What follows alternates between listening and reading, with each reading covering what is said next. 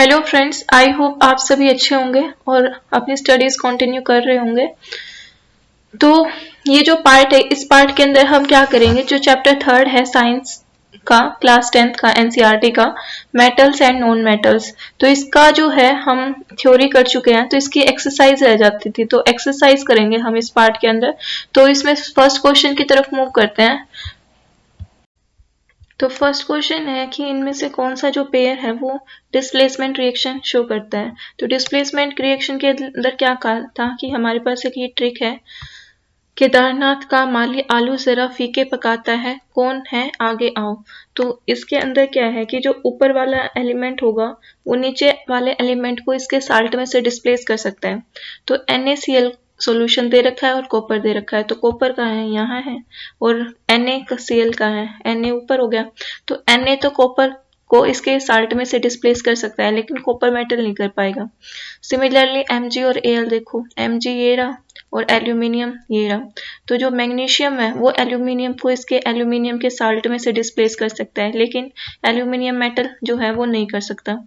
Third में देखो क्या है, हमारे पास आयरन है और आयरन का सल्फेट दे रखा है और सिल्वर दे रखा है। तो सिल्वर नीचे है, तो सिल्वर जो मेटल है वो भी आयरन को नहीं डिस्प्लेस कर पाएगा। फिर कॉपर देखो, कॉपर का है ऊपर आ जाता है कहीं, और Ag का नीचे है। तो जो कॉपर है वो इसको डिस्प्लेस कर सकता है Ag के जो नाइट्रेट दे रखा है सिल्वर नाइट्रेट में से। तो इसका आंसर क्या आ जाएगा, डी आ जाएगा। नेक्स्ट क्वेश्चन है, नेक्स्ट क्वेश्चन है, which of the following method is suitable for preventing an iron frying pan from rusting. कि कोई आयरन का तवा है उसको हमें रस्टिंग से प्रिवेंट करना है, तो कौन सा मेथड यहाँ पे हम सुटेबल रहेगा। तो इसमें देखो कि अगर हम उस पर ग्रीस लगा दे तो उसका कोई फायदा नहीं है, तवे के ऊपर ग्रीस बेशक लगा लो कोई फायदा नहीं रहेगा, सिम पेंट का है। तो यहाँ पे हम क्या करेंगे, उसके ऊपर अगर हम आयरन पैन के ऊपर अगर एक जिंक की कोटिंग लगा लेंगे तो वो क्या है, रस्टिंग से प्रिवेंट हो सकता है। अगर सिर्फ डायरेक्ट आयरन की पूछते कि आयरन की रस्टिंग प्रिवेंट करनी है तो ये सारे मेथड जो है वो सुटेबल रहते हैं, लेकिन यहाँ पे बात किसकी कर रहा है, फ्राइंग पैन की कर रहा है, इसलिए हमने यहाँ पे सी ऑप्शन को चूज किया है। नेक्स्ट क्वेश्चन है कि कोई एलिमेंट है वो ऑक्सीजन के साथ रिएक्ट करके क्या देता है, एक कंपाउंड देता है जिसका मेल्टिंग पॉइंट क्या है, ज्यादा है, और ये वाटर के अंदर सोल्यूबल भी होगा। तो जैसे कैल्शियम है, कैल्शियम ऑक्सीजन के साथ रिएक्ट करके क्या बनाता है, कैल्शियम ऑक्साइड बनाता है। इसको हम क्विक लाइम भी बोलते हैं। जो क्विक लाइम होता है ना, अब इसका जो मेल्टिंग पॉइंट होता है ये क्या होता है, बहुत ज्यादा हाई होता है। इसके अलावा ये वाटर के अंदर भी सोल्यूबल है। तो इसका आंसर क्या आ जाएगा, ए ऑप्शन आ जाएगा, कैल्शियम। नेक्स्ट है, food cans can be coated with tin but not with zinc. की जो फूड की कैंस है ना, हम उनको टिन के साथ तो कोट कर सकते हैं, उनकी कोटिंग कर सकते हैं, लेकिन जिंक के साथ नहीं करते। क्यों, क्योंकि जो जिंक है ना वो ज्यादा रिएक्टिव होता है टिन से, ठीक है, तो इसीलिए नहीं करते। नेक्स्ट है कि हमारे पास क्या दे दिया, एक हैमर दे दिया, बैटरी दे दी, बल्ब दे दिया, वायर्स दे दी और एक स्विच दे दिया। तो इनसे हम कैसे हम इनको यूज करेंगे और डिफ्रेंशिएट करेंगे कि जो हमारा गिवन सैंपल है वो मेटल है या फिर नॉन मेटल है। सेकंड क्या बताना है इसमें कि यूजफुलनेस क्या है, ये जो टेस्ट हम कर रहे हैं इसकी मेटल्स और नॉन मेटल्स को डिफ्रेंशिएट करने के लिए। तो देखो, अगर हमारे पास क्या है, हैमर है, तो हम क्या करेंगे, सैंपल के ऊपर क्या है, बीट करके देखेंगे हैमर से। थोड़े ये सैंपल है तो हथौड़ा मार के देखेंगे, अगर ये थिन शीट के अंदर चेंज हो रहा है, ठीक है, तो हमारा क्या है, ये मेटल है, अदरवाइज क्या है, ये नॉन मेटल है, ठीक है। तो हैमर से तो ऐसे पता चल जाएगा। फिर क्या है कि जैसे बैटरी है, बल्ब है, वायर्स है, स्विच है, इनसे क्या बनता है, एक सर्किट बन सकता है। सर्किट बना के देख लेंगे किसके साथ, सैंपल के साथ। अगर ये जैसे सैंपल है, ये बाकी की चीज है, जैसे बैटरी लगा दी यहाँ पे, ठीक है, यहाँ पे फिर बल्ब लगा दिया हमने, ये वायर्स हैं, और ये यहाँ पे जैसे स्विच है, ठीक है, ये स्विच लगा दिया। तो यहाँ पे जैसे हमने ये सैंपल लगा के देखा, अगर यहाँ पे बल्ब ग्लो कर गया, ठीक है, यानी कि कंडक्ट कर ली इसने इलेक्ट्रिसिटी, तो क्या है, ये मेटल है, अदरवाइज ये क्या है, जो हमारा गिवन सैंपल है वो क्या है, नॉन मेटल है। तो इसकी यूजफुलनेस क्या थी, तो यूजफुलनेस यही है कि ये जो चीजें है ना यहाँ पे, ये सब किसके ऊपर बेस्ड है, फिजिकल प्रॉपर्टीज के ऊपर बेसिस है, ठीक है। नेक्स्ट है कि what are amphoteric oxides, give two examples of amphoteric oxides. Ampho का किया था कि एम्फो का मतलब क्या होता है, amphi. Amphi means dual nature, तो ये क्या होंगे, एसिडिक भी होंगे और बेसिक भी। तो ऐसे ऑक्साइड जो एसिडिक भी हों और बेसिक भी हों तो उनको क्या बोलते हैं हम, एम्फोटेरिक ऑक्साइड्स बोलते हैं। दो नाम बताने हैं तो जिंक ऑक्साइड और एल्यूमिनियम ऑक्साइड, ये हमारे कैसे हैं, एम्फोटेरिक ऑक्साइड्स हैं। नेक्स्ट क्वेश्चन है, name two metals which will displace hydrogen from the dilute acids and two metals which are not। तो हमारी जैसे रिएक्टिविटी सीरीज है तो इसमें जैसे कुछ क्या है, एलिमेंट्स हैं उनको हाइड्रोजन से ऊपर प्लेस कर रखा है, कुछ हिस्से नीचे होंगे। तो जो ऊपर वाले होंगे ना वो क्या कर सकते हैं, एसिड में से, ठीक है, डाइल्यूट एसिड में से हाइड्रोजन को डिस्प्लेस कर सकते हैं, नीचे वाले नहीं कर पाएंगे। तो जो मेटल्स हैं जो ज्यादा रिएक्टिव होंगे किससे, हाइड्रोजन से, वो कहाँ होंगे, ऊपर लाई करेंगे इससे, तो वो क्या कर सकते हैं, डिस्प्लेस करवा सकते हैं हाइड्रोजन को डाइल्यूट एसिड से। तो दो एग्जांपल जैसे सोडियम है, पोटेशियम है, हाईली रिएक्टिव है। इसके अलावा ऐसे मेटल जो कि लेस रिएक्टिव है तो ये कहाँ देखने को मिलेंगे, हाइड्रोजन से नीचे देखने को मिलेंगे। ये क्या करवा सकते हैं, ये डाइल्यूट एसिड में से हाइड्रोजन गैस जो है वो लिबरेट नहीं करवा पाते। तो एग्जांपल क्या है, जैसे गोल्ड है, सिल्वर है, ठीक है। नेक्स्ट है अब कि जब इलेक्ट्रोलिटिक रिफाइनिंग करवाते हैं ना हम मेटल की, जैसे कोई भी मेटल है एन, तो हम एनोड पे किसको लेंगे, कैथोड पे किसको लेंगे, इलेक्ट्रोलाइट पे किसको लेते हैं। तो सबसे पहले इलेक्ट्रोलिटिक रिफाइनिंग क्यों करवाते हैं, रिफाइनिंग नाम में ही पता चल रहा है कि उसको क्या करवाना है, और ज्यादा प्योर बनाना है जो भी हमारा मेटल है जो हमने आइसोलेट किया है। तो इसमें क्या होता है, जो जैसे ये एन एक इधर होता है, एनोड वाली इलेक्ट्रोड होती है, एक इधर क्या होती है, कैथोड वाली इलेक्ट्रोड होती है, ठीक है। और यहाँ पे हम इसका क्या ले लेते हैं, इनको डिप करते हैं एक इलेक्ट्रोलिटिक सॉल्यूशन के अंदर, ठीक है। तो इसमें क्या है कि हम क्या करते हैं, जो भी हमारा इम्प्योर मेटल है वो यहाँ पे ले लेते हैं एनोड के ऊपर, ठीक है। इसमें से क्या होगा, अब जो भी इम्प्योरिटीज हैं जो कि सोल्यूबल होंगी, वो सोल्यूबल इम्प्योरिटीज तो किस में आ जाएंगी, इस सॉल्यूशन के अंदर आ जाएंगी। और जो इनसोल्यूबल इम्प्योरिटीज है ना वो यहाँ पे इकट्ठा हो जाएंगी और एनोड के पास यहाँ पे अलग से देखने को मिल जाएंगी, इसको बोलेंगे हम एनोड मड। तो हम एनोड पे क्या ले रहे हैं, यहाँ से क्लियर पता चल रहा है, इम्प्योर मेटल ले रहे हैं। और जो प्योर मेटल होगा ना वो यहाँ से निकल के डिसोशिएट होके आयंस के अंदर, और यहाँ पे एक पतली सी स्ट्रिप ले लेते हैं प्योर मेटल की, उसके ऊपर क्या है, ये आयंस जो है जाके एसोसिएट हो जाते हैं, जुड़ने शुरू हो जाते हैं। तो इस तरीके से क्या हो जाएगा, प्योर मेटल की स्ट्रिप को कहाँ लेंगे हम, कैथोड पे। और यहाँ पे जैसे हम बोल रहे थे इलेक्ट्रोलाइट लेंगे, तो वो कौन सा लेंगे, तो इस मेटल एम का ही कोई सोडियम साल्ट ले लेते हैं, ठीक है। नेक्स्ट है, प्रत्युष टूक sulphur on a spatula and heated it. उसकी इसने क्या किया, एक स्पैचुला ले ली और उसके अंदर, स्पैचुला के अंदर क्या ले लिया, सल्फर ले लिया और उसको हीट कर रखा है। तो ये स्पैचुला, जैसे ये चम्मच सी है जो इसको बोलते हैं स्पैचुला, तो इसको हीट कर रहा है ये यहाँ पे। तो यहाँ पे इसने देखा जो भी गैस है कलेक्ट कर ली उसने बाय इनवर्ट, एक टेस्ट ट्यूब ऐसे उल्टा के रख ली, ठीक है। तो यहाँ पे क्या होगा, गैस कलेक्ट कर ली उसने, जैसे यहाँ पे दिखा रखा है। तो इसमें बताना है हमें कि what will be the action of the gas on dry litmus paper, की जो गैस है उसका क्या एक्शन होगा ड्राई लिटमस पेपर के ऊपर और मॉइस्ट लिटमस पेपर के ऊपर। और यहाँ पे जो रिएक्शन होगी उसके लिए एक केमिकल इक्वेशन लिखनी है। तो देखो इसमें क्या है कि ड्राई लिटमस पेपर हमने कहा, हम कहते हैं कि जो एसिडिक या फिर बेसिक नेचर होता है किसी भी सब्सटेंस का, वो मॉइस्ट फॉर्म में होता है या फिर एक्वस फॉर्म के अंदर लेके चलते हैं। तो ड्राई लिटमस पेपर के ऊपर तो वो आयंस के अंदर डिसोशिएट नहीं हो पाएगा, तो उसके ऊपर तो कोई एक्शन होगा नहीं, ठीक है। अब आ गया मॉइस्ट लिटमस पेपर के अंदर। तो देखो ये यहाँ पे जो गैस है सल्फर जो है वो किसके साथ रिएक्ट करता है, सल्फर जैसे सॉलिड फॉर्म में है, ये ऑक्सीजन के साथ रिएक्ट करेगा, कंबशन हो रहा है, तो कौन सी गैस बनाएगा, CO2 गैस बना देगा, सल्फर डाइऑक्साइड गैस बना देगा। अब ये गैस जो है मॉइस्ट फॉर्म के अंदर जो हमारा लिटमस पेपर है, तो वहां से क्या आ जाएगा, वाटर आ जाएगा, उसके साथ मिलकर क्या बना देगी, H2SO4 बना देगी एक्वस फॉर्म के अंदर, ठीक है। तो ये H2SO4 क्या होता है, हमारा सल्फ्यूरिक एसिड होता है।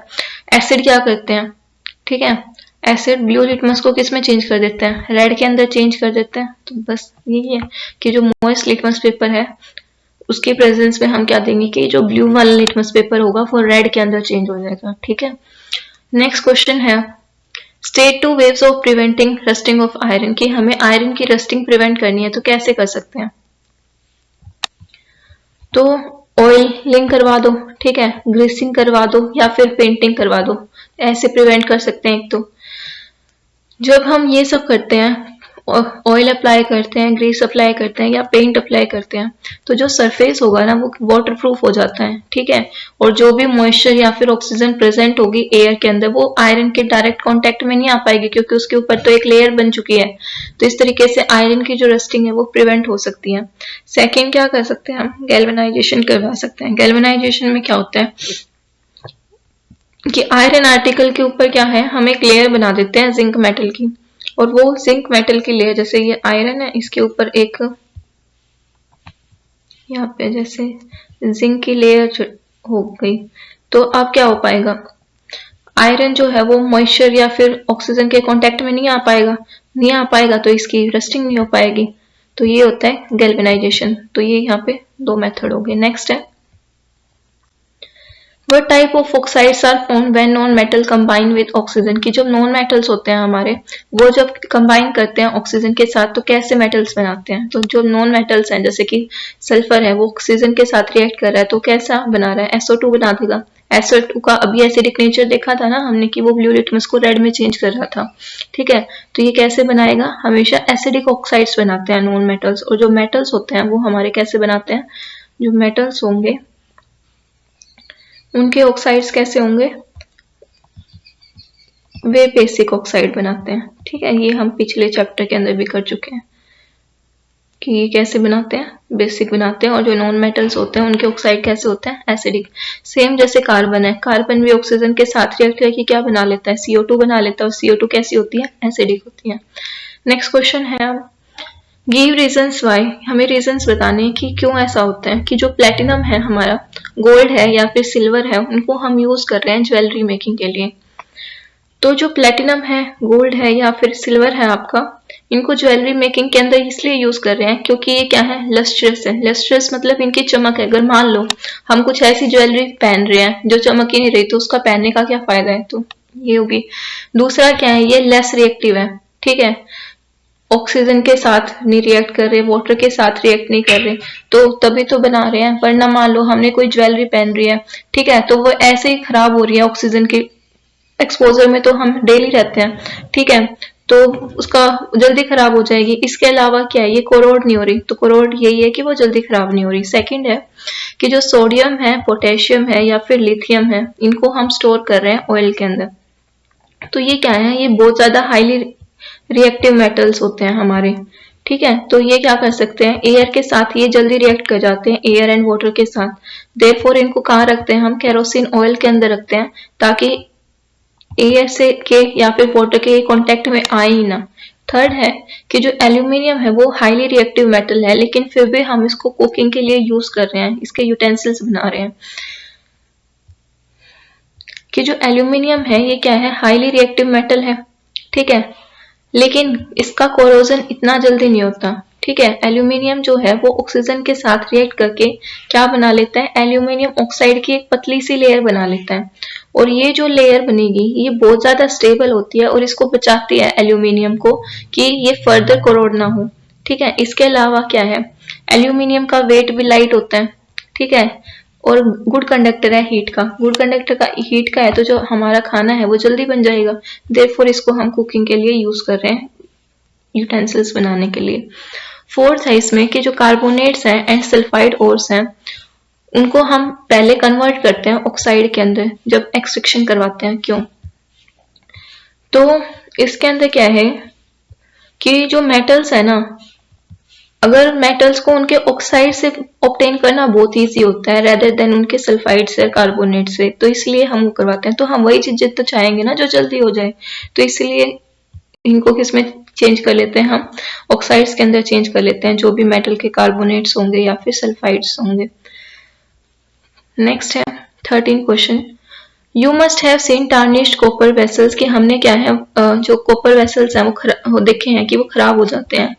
ठीक है, तो हम उनको क्या करते हैं, लेमन से या फिर क्या है, नींबू से, या फिर जैसे टर्मरिन का जूस होता है ना, इमली का जो रस होता है उससे जैसे मम्मी वगैरह साफ करती हैं। तो इसका क्या वो है कि ये जो सोर्स सब्सटेंस है ये कैसे इफेक्टिव होती हैं क्लीनिंग करने के लिए। सबसे पहले लेमन और टर्मरिक जूस है तो इसमें क्या होता है, एसिड होता है, ठीक है, तो ये चीज ध्यान रखनी है। तो यहाँ पे क्या है कि जो कॉपर है वो किसके साथ रिएक्ट करता है, मॉइस्ट कार्बन डाइऑक्साइड के साथ रिएक्ट करके कॉपर कार्बोनेट बना लेता है, उसकी एक ग्रीन लेयर बन जाती है, ठीक है। तो जिसकी वजह से कॉपर एक्ट पहले कैसे थे, ब्राउन थे, तो उनका वो जो ब्राउन शाइनिंग सरफेस था वो तो खत्म हो गया है, लॉस्ट हो चुका है, और एक ग्रीन लेयर बन चुकी है वहां पे कॉपर कार्बोनेट की। अब क्या है कि जैसे लेमन और इसके अंदर क्या होगा, सिट्रिक एसिड होगा, तो ये जो सिट्रिक एसिड होगा ये क्या करेगा, जो कॉपर कार्बोनेट है ये कैसा है, कार्बोनेट्स है तो बेसिक होगा, ये बेसिक कार्ब को न्यूट्रलाइज कर देता है, ठीक है। तो उसकी जो लेयर है वो क्या हो जाएगी, डिसॉल्व हो जाएगी, तो वो वापस से कैसे हो जाएंगे, चमक जाएंगे, ठीक है। बस लेयर हटी तो कॉपर जो है वेसल्स की जो ब्राउन कलर था वो भी रिस्टोर हो जाएगा। नेक्स्ट है इसमें कि मेटल्स एंड नॉन मेटल्स के बीच में हमें डिफरेंशिएट करना है, किसके बेसिस पे, केमिकल प्रॉपर्टीज के बेसिस पे, ओके। तो जो मेटल्स होते हैं ये हमारे कैसे होते हैं, इलेक्ट्रोपॉजिटिव होते हैं। इलेक्ट्रोपॉजिटिव का मतलब क्या है, इनके ऊपर पॉजिटिव चार्ज होता है, जैसे लिखते हैं ना Na लिखना होता है, जैसे Na पॉजिटिव लिखते हैं, ठीक है। तो ये कैसे हो गए, इलेक्ट्रो पॉजिटिव हो गए। फिर है कि हमारे पास जो नॉन मेटल्स हैं वो कैसे होते हैं, इलेक्ट्रोनेगेटिव होते हैं। इलेक्ट्रोनेगेटिव का मतलब क्या है, इनको जैसे किस फॉर्म में लिखते हैं हम, Cl नेगेटिव की फॉर्म में, एनायन की फॉर्म में होते हैं ये। सेकेंड है कि जो मेटल्स होते हैं ये ऑक्सीजन के साथ रिएक्ट करके बेसिक ऑक्साइड्स बनाते हैं, ठीक है। तो जैसे कि हमारे पास सोडियम है, वो ऑक्सीजन के साथ रिएक्ट करके क्या बनाता है, सोडियम ऑक्साइड बनाएगा, और ये सोडियम ऑक्साइड कैसा होता है, एसिडिक होता है, ठीक है। प्लस में ये कैसा है, आयनिक बॉन्ड्स होते हैं। आयनिक बॉन्ड क्या होते हैं, जो कि दो, अभी के लिए ये समझ लो जैसे Na पॉजिटिव होगा, ठीक है, और यहाँ पे दूसरी साइड क्या होगा, ऑक्सीजन होगा, O2 नेगेटिव, ठीक है। तो जो अपोजिट चार्ज की वजह से जो कंपाउंड बनता है ना उसको बोलते हैं कि ये आयनिक कंपाउंड होगा, और ऐसे जो बॉन्ड बनेंगे अट्रैक्शन की वजह से, अपोजिट आयंस के बीच में जो अट्रैक्शन होगी तो उनको बोलते हैं आयनिक बॉन्ड। तो ये कैसे हैं, आयनिक बॉन्ड है। इसके अलावा जो नॉन मेटल्स हैं वो ऑक्सीजन के साथ रिएक्ट करके या तो एसिडिक ऑक्साइड्स बनाते हैं या फिर न्यूट्रल ऑक्साइड बनाते हैं, जैसे कार्बन है ऑक्सीजन के साथ रिएक्ट करके CO2 बनाता है जो कि एसिडिक होती है। इसके अलावा जो ये बॉन्ड बनते हैं ना नॉन मेटल्स के अंदर मेनली, वो कोवेलेंट बॉन्ड होते हैं। कोवेलेंट बॉन्ड होते हैं जो कि शेयरिंग ऑफ इलेक्ट्रॉन की वजह से बनते हैं। नेक्स्ट है इसके अंदर कि जो मेटल्स हैं वो वाटर के साथ रिएक्ट करके या तो ऑक्साइड्स बनाएंगे या फिर हाइड्रोक्साइड बनाएंगे, और कुछ मेटल्स ऐसे होंगे जो कोल्ड वाटर के साथ रिएक्ट कर जाएंगे, कुछ हॉट वाटर के साथ और कुछ स्टीम के साथ। जैसे सोडियम है, हाईली रिएक्टिव है, तो ये वाटर के साथ रिएक्ट करके डायरेक्ट क्या बना देता है, सोडियम हाइड्रोक्साइड प्लस में हाइड्रोजन गैस जो है वो लिबरेट करेंगे, ठीक है। फिर यहाँ पे क्या है कि नॉन मेटल्स जनरली वाटर के साथ रिएक्ट नहीं करते हैं। फिर आता है डाइल्यूट एसिड के साथ मिलके ये क्या बना लेते हैं, साल्ट बना लेते हैं, प्लस में हाइड्रोजन गैस लिबरेट करते हैं। लेकिन जो नीचे है, बिलो है रिएक्टिविटी सीरीज के अंदर हाइड्रोजन से, वो हाइड्रोजन गैस लिबरेट नहीं कर सकते। तो जैसे Na है, सोडियम है, ये HCl के साथ रिएक्ट करके क्या बना देता है, NaCl प्लस में हाइड्रोजन गैस यहाँ पे लिबरेट हो गई है। नॉन मेटल्स होते हैं ये डाइल्यूट एसिड के साथ रिएक्ट नहीं करते, ठीक है, और ना ही वहां से क्या है हाइड्रोजन गैस को डिस्प्लेस करवा पाते हैं। नेक्स्ट आता है इसके अंदर कि जो मेटल्स होते हैं ये क्या करते हैं, साल्ट सॉल्यूशन होगा ना जो मेटल का, उसके साथ रिएक्ट करते हैं, कर सकते हैं। तो डिपेंडिंग उनकी रिएक्टिविटी के हिसाब से वहां पे क्या हो जाती है, डिस्प्लेसमेंट रिएक्शन हो जाती है। जैसे कॉपर का सल्फेट है तो ये क्या है, कॉपर क्या है, मेटल, मेटल का साल्ट है, तो ये किसके साथ रिएक्ट कर रहा है, दूसरे मेटल जिंक के साथ। अब जिंक क्या है, ज्यादा रिएक्टिव है किससे, कॉपर से, तो ये इसको डिस्प्लेस कर सकता है इसके साल्ट में, तो ये क्या बना देगा, जिंक सल्फेट बना देगा, प्लस में कॉपर हमारे पास अलग से रह जाएगा। तो यानी कि डिस्प्लेसमेंट रिएक्शन शो कर रहे हैं। जबकि जो हमारे नॉन मेटल्स हैं वो क्या है, साल्ट सॉल्यूशन जो होगा ना दूसरे नॉन मेटल का, उसके साथ रिएक्ट नहीं करते हैं। नेक्स्ट आते हैं कि जो मेटल्स होते हैं वो रिड्यूसिंग एजेंट की तरह काम करते हैं। रिड्यूसिंग एजेंट क्या होता है कि कोई भी सब्सटेंस जो इलेक्ट्रॉन को जल्दी लूज कर दे, ठीक है। तो जैसे सोडियम है, सोडियम किसकी फॉर्म में रहेगा, ये Na पॉजिटिव की फॉर्म में रहता है मेनली, एक इलेक्ट्रॉन लूज करके, तो इसने अपना इलेक्ट्रॉन दे दिया, तो ये क्या हो गया, रिड्यूसिंग एजेंट। फिर आते हैं नॉन मेटल्स। नॉन मेटल्स क्या होते हैं, ये ऑक्सीडाइजिंग एजेंट्स होते हैं, ठीक है। ऑक्सीडाइजिंग एजेंट मतलब जो इलेक्ट्रॉन को क्या करेंगे, गेन करेंगे। तो ये क्लोरीन है, जैसे क्लोरीन गैस है, ये 2 इलेक्ट्रॉन को गेन करेगी, ठीक है, और क्या बना देगी, 2Cl नेगेटिव बना देगी, ठीक है। तो ये नेगेटिव फॉर्म में होंगे। नेक्स्ट है, नेक्स्ट क्वेश्चन करते हैं आप, कि एक मैन है, वो एक घर से दूसरे घर में जा रहे हैं, गोल्ड स्मिथ बन के जा रहे हैं, ठीक है, जैसे गांव वगैरह में नहीं आते, तो ऐसे। तो ये सुनार बन के जा रहे हैं, और ये कह रहा है कि आपके जो भी पुराने गोल्ड के मतलब या फिर कोई भी डल मेटल्स हैं गोल्ड के, उनको वो क्या है वापस से उनकी चमक ला देगा। तो एक लेडी थी ऐसे, उनको पता नहीं था, तो उन्होंने क्या किया, आपने गोल्ड बैंगल्स दे दिया उनको। तो फिर उसने क्या किया, जो गोल्ड स्मिथ बन के गया हुआ था पर्सन, उसने इसको एक पर्टिकुलर सोल्यूशन, कोई सोल्यूशन था जैसे पानी सा था, उसके अंदर डाला उसको, फिर देखा कि वो जो बैंगल्स थे वो बिल्कुल नए जैसे चमक रहे थे। लेकिन अब क्या हुआ, कहानी में प्लॉट आ गया कि उसका जो वेट था ना वो रिड्यूस हो गया एकदम से, जो गोल्ड बैंगल्स थे। तो लेडी मतलब कि अपसेट हुई, फिर उनके बीच में बहस हुई, तो बाद में इनका कुछ हुआ सॉल्यूशन जो भी है, मतलब मैन जो है उसको रिट्रीट फेस करनी पड़ी। तो यहाँ पे देखते हैं कि कौन से पानी के अंदर डिजोल्व किया था, क्या हुआ था। तो सबसे पहले उसने कहा था कि उसने गोल्ड मेटल को किसके अंदर डिसोल्व किया होगा, एक्वारेजिया के अंदर, क्योंकि हमने कहा था एक्वारेजिया जो है ये क्या होता है, ये 3:1 रेशो होता है किसका, कंसेंट्रेटेड HCl का। कंसेंट्रेटेड HCl 3 रेशो में, और 1 रेशो में हमारे पास कंसेंट्रेटेड HNO3। और ये जो एक्वारेजिया है ये बहुत ज्यादा फ्यूमिंग होता है, इसमें से ऐसे धुआं सा निकला होता है, कोरोसिव लिक्विड होता है, तो ये गोल्ड को भी डिसोल्व कर सकता है। और जैसे ही गोल्ड को डिप कर देते हैं इसके अंदर, तो जो आउटर लेयर होती है ना, बाहर वाली लेयर होती है गोल्ड की, वो तो इसके अंदर डिसोल्व हो जाती है, और फिर जो अंदर वाला शाइनिंग सरफेस है वो अपीयर हो जाता है। तो इसी वजह से जो इसका वेट था गोल्ड ऑर्नामेंट का वो रिड्यूस हो गया। तो बच के रहना चाहिए। नेक्स्ट क्वेश्चन है, लास्ट क्वेश्चन है हमारा, कि जो कॉपर है उसको हम यूज करते हैं पानी की, गर्म पानी की टंकी वगैरह बनाने के लिए, स्टील को यूज क्यों नहीं करते। तो देखो जो कॉपर है ना, कितने पी लगा रखे हैं, एक भी काट लो। तो इसमें क्या होता है कि ये कोल्ड वाटर के साथ, ठंडे पानी के साथ या फिर स्टीम के साथ रिएक्ट नहीं करता है मेनली, जबकि जो आयरन है वो रिएक्ट कर सकता है स्टीम के साथ। अब जो हम स्टील यूज कर रहे हैं वो किसका एलॉय है, आयरन का। तो जो भी आयरन होगा इसके अंदर वो रिएक्ट कर जाएगा स्टीम के साथ, ठीक है। ये जो वाटर है यहाँ पे ये किसकी फॉर्म में होगा, गैशियस फॉर्म के अंदर, और ये क्या बना देगा हमारे पास, आयरन ऑक्साइड बना देगा, प्लस में यहाँ पे हाइड्रोजन गैस लिबरेट हो जाएगी। तो इसी वजह से हम कॉपर को यूज करते हैं हॉट वाटर टैंक्स बनाने के लिए, जो भी हमारे गर्म पानी की टंकी वगैरह होती है, स्टील को यूज नहीं करते। तो ये हमारा लास्ट क्वेश्चन था। Thank you so much, I hope आपको ये पार्ट अच्छा लगा होगा। अब हम नेक्स्ट चैप्टर की तरफ मूव करेंगे जल्दी ही।